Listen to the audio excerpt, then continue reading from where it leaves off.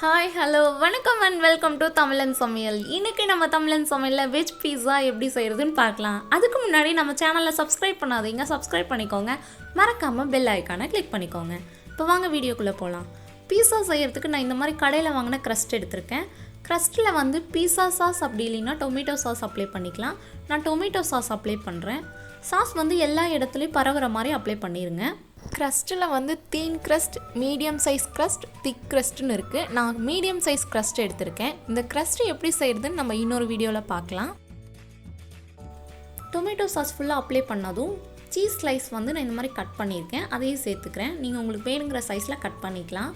Cheese வந்து நிறைய இருந்தால் தான் பீஸா சாப்பிடும்போது நல்லாயிருக்கும். சீஸ் ஸ்லைஸ் வச்சதும் சீஸ் பிளாக் வந்து இந்த மாதிரி சீவி வச்சுருக்கேன். இதையும் எல்லா இடத்துலையும் பரவுற மாதிரி வச்சிடலாம். கொஞ்சம் அதிகமாக இருக்க மாதிரி வச்சுக்கோங்க. ஓரங்களில் எல்லா இடத்துலையும் சீஸ் இருக்கிற மாதிரி சேர்த்துக்கோங்க.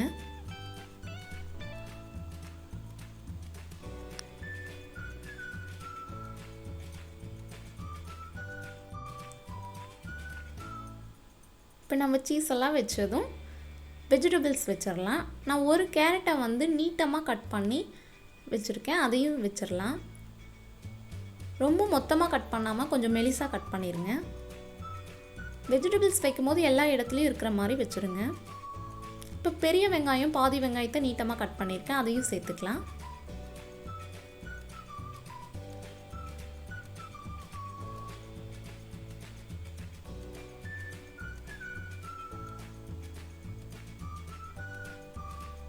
பாதி குழமிளகாயை இந்த மாதிரி நீட்டமாக கட் பண்ணியிருக்கேன், அதையும் சேர்த்துக்கிறேன். ஓரங்கள்லாம் வர மாதிரி வச்சிடலாம்.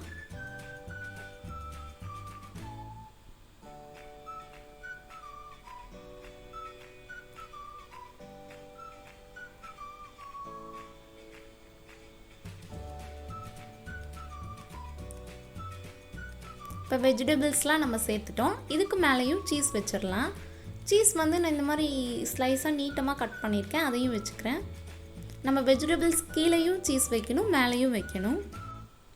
சீஸ் ஸ்லைஸ் வச்சதும் சீவி வச்சுருக்க மீதி சீஸ் வந்து பரவலாக தூவி விட்டுடலாம். எல்லா சைடும் வர மாதிரி சேர்த்துக்கணும். சேர்த்துட்டு மேலே பெப்பர் தூவிடலாம். இப்போ எல்லா பொருளும் நம்ம ரெடி பண்ணிட்டோம். இதை வந்து நம்ம குக்கரில் தான் செய்ய போகிறோம். குக்கரில் வந்து கீழே பேஸ்க்கு வந்து உப்பு சேர்த்துக்கிறேன், தூள் உப்பு சேர்த்துருக்கேன். நீங்கள் ஒன்ஸ் இந்த உப்பு யூஸ் பண்ணிவிட்டு நீங்கள் எப்போ எடுத்து வச்சிட்டிங்கன்னா எப்போ வேணாலும் பீஸா செய்யும் போது, கேக் செய்யும் போது கூட யூஸ் பண்ணிக்கலாம். இப்போ எல்லா இடமும் கொஞ்சம் பரவுற மாதிரி இந்த மாதிரி அட்ஜஸ்ட் பண்ணிக்கலாம்.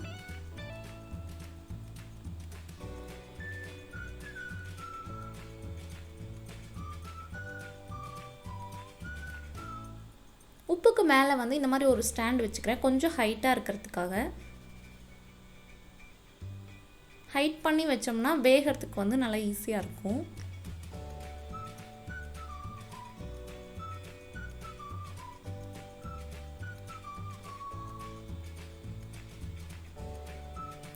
ஸ்டாண்டுக்கு மேலே பீஸா சைஸ்க்கு தகுந்த மாதிரி ஒரு பிளேட் வச்சுக்கலாம். பிளேட்டில் இந்த மாதிரி ஓட்டை போட்ட மாதிரி வச்சுக்கோங்க. வச்சுட்டு அட்ஜஸ்ட் பண்ணிடுங்க.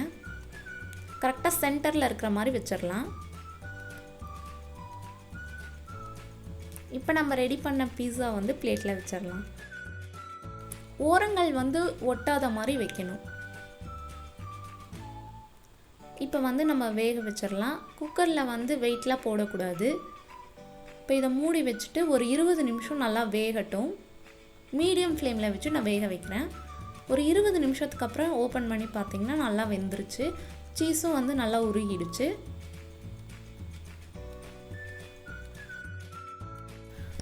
பீஸா ரெடி ஆனதும் சீசனிங் பண்ணுறதுக்காக கொஞ்சமாக சீரகம், மிளகு, பட்டை, கொஞ்சம் வரமிளகாய் கொஞ்சமாக எடுத்து நல்லா பொடி பண்ணி இதில் மேலே தூவிக்கலாம். தூவினதுக்கப்புறம் வரமிளகாய்க்குள்ளே இருக்க விதையை வந்து ஒரு கொஞ்சமாக எடுத்து அதையும் தூவிடலாம்.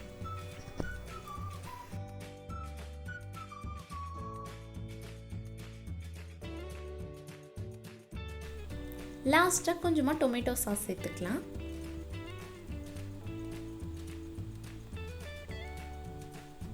இப்போ நம்ம கட் பண்ணி பார்க்கலாம்.